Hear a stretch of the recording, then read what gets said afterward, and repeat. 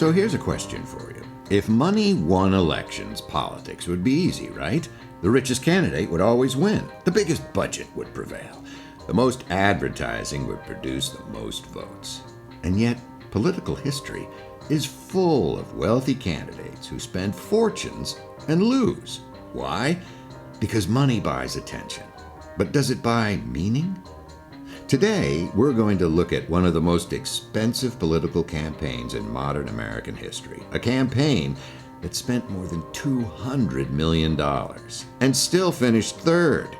Hi, I'm David O'Brien, and welcome to another episode of the Face Forward podcast, the podcast where we explore how candidates become the face of the change voters are already seeking, and how to do it deliberately. Joining me, as always, is Face Forward co-founder Vaughan Emsley.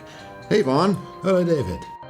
So, Vaughan, if money doesn't win elections, why is fundraising treated as the ultimate measure of success? Well, money does matter, but not in the way that most people think. So money will buy you reach. You'll reach lots of people. It'll buy you frequency. You'll hear the message a lot of times. It will build awareness of you as a candidate. But what it doesn't buy is meaning, why anybody should care. And that's where many campaigns get into trouble. The assumption is if enough people hear my message, or as is the case we're going to see, messages, I'll win. But the real question is, what message are they hearing, and does it really matter?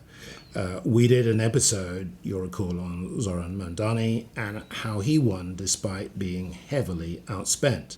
And today I'd look at the opposite side of the equation, a candidate who had virtually unlimited resources, Tom Steyer, who lost. Yeah, the billionaire investor. Exactly. Former Goldman Sachs, he'd been a hedge fund millionaire.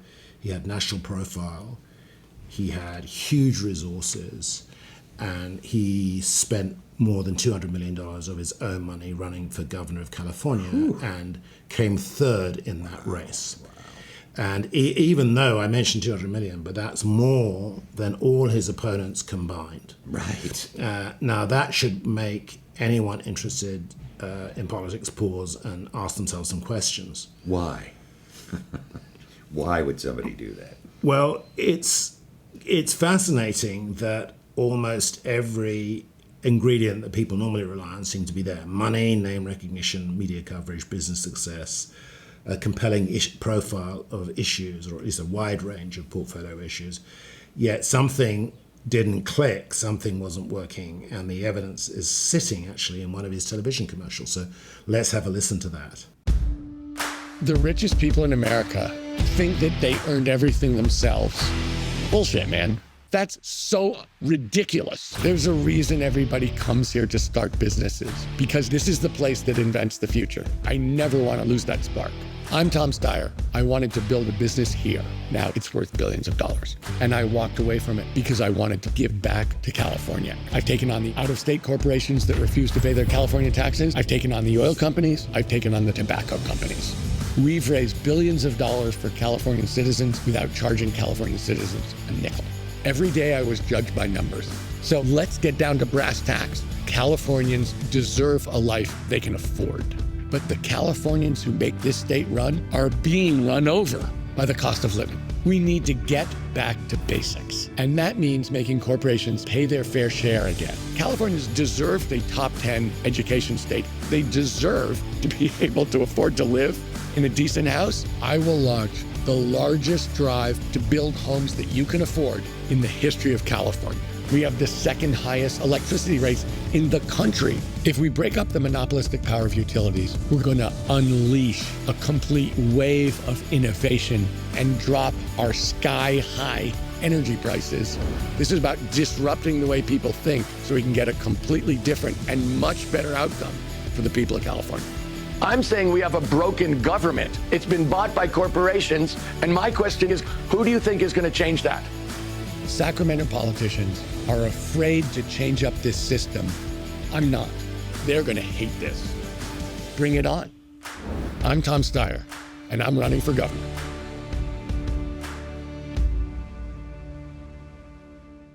So that begs the question, Vaughan, what's wrong with it? Well, it's about advertisement not because it's badly put together, but because it's a bad story. Ah, right. And here, I'm going to give you a simple test here. How many messages did you hear, and did they hang together? Is this multiple choice, Vaughan? It's a memory test, since you just Failed. saw it. Exactly, none. And the spot is like a suitcase packed with every item of clothing you own. Ooh, been there. At some point, it simply bursts. In 90 seconds, we hear all of the following. Billionaires are bad, corporations are bad, government is broken, I built a successful company, I took on powerful interests, housing is expensive, education needs fixing, people come to California to be entrepreneurs, monopolies are the problem, politicians are afraid, the future needs reinventing, climate matters, taxes matter, and so on. I actually went through it carefully, and I counted 21 separate ideas. So that's not communication, that's just accumulating. Yeah. And what's happening here is the campaign is trying to be 6 different candidates simultaneously.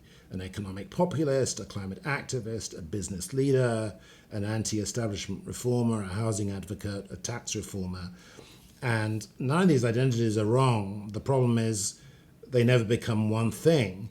And going back to what we always ask at Face Forward, we ask 2 simple questions. Which dragon are you slaying and which hill are you climbing? If the voter can't answer those 2 questions once they've heard your messaging, they don't understand your campaign.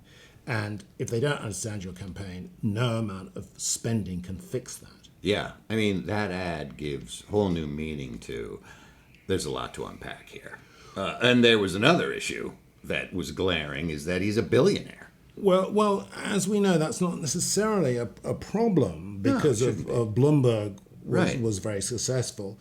So the deeper problem was that his face didn't fit his message. Right.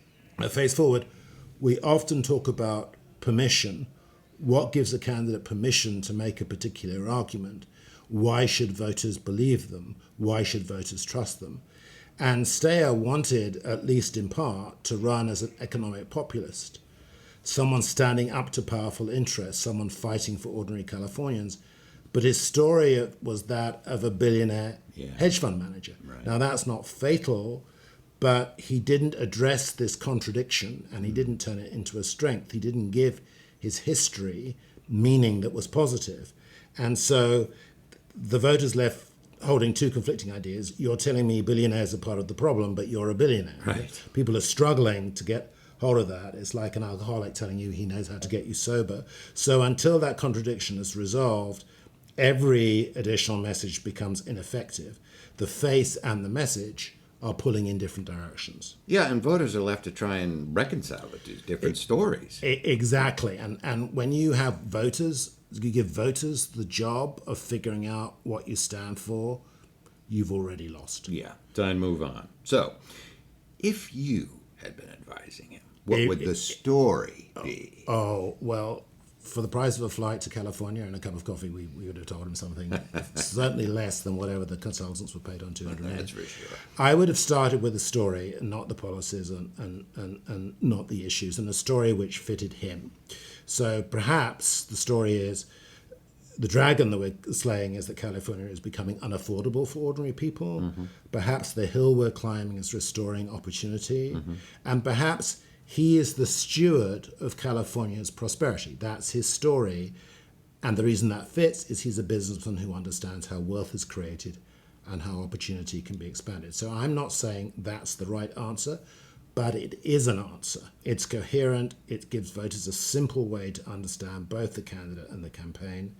And every policy he then comes up with can then reinforce the idea, instead of what you've got here is 21 separate messages competing for attention. So for his next big $200 million campaign, he should just come to Face Forward. He should. And what's the larger lesson here? Well, the larger lesson is you can't spend your way out of a contradiction. Right. And if the face and the message don't align, spending more money simply makes the contradiction more visible. And the second? And the second is, look, money, if you use it well, can amplify your meaning, right. but it doesn't create it. Right. That's the fundamental misunderstanding. Campaigns often assume they are losing because not enough people heard the message, but many campaigns fail because voters heard the message perfectly well, and still couldn't tell you what the candidate stood for. So more advertising doesn't solve the problem, more fundraising doesn't solve the problem, more impressions don't solve the problem, only clarity solves the problem. Which brings us back to Face Forward.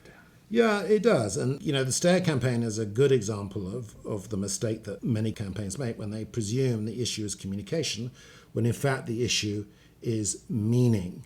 Mm-hmm. They shouldn't be asking the question, how do we get more people to hear the message? The better question is, what does our message mean when people hear it? And how does it fit into a bigger story? Right. Most voters are not remembering lists of issues. They remember what a candidate represents. And when the face, the story, and the message are all pointing in the same direction, then communication becomes dramatically easier. And if they're pointing in opposite directions, no amount of money is going to fix that. And you have to have meaning, which comes before the messaging. Yeah, meaning first, messaging second, everything else follows. Once again, Vaughan, you've wrapped it up, and thank you very much. And before we go, we'd like to share another resource from Face Forward. If today's discussion resonated with you, visit faceforwardglobal.com. There you'll find our growing collection of podcasts, articles, and frameworks exploring how candidates, leaders, and movements acquire meaning. You'll also find practical tools on storytelling, archetypes, visual metaphors, and narrative strategy, because great campaigns aren't built on messaging alone. They're built on meaning, and that's what we are. That's what faceforwardglobal.com represents. So that's exactly how this is going to go forward. So listen to us again. Next time, we're going to have a whole new episode that'll really grab you. This is David O'Brien saying thank you for listening, and have a great day. Bye-bye.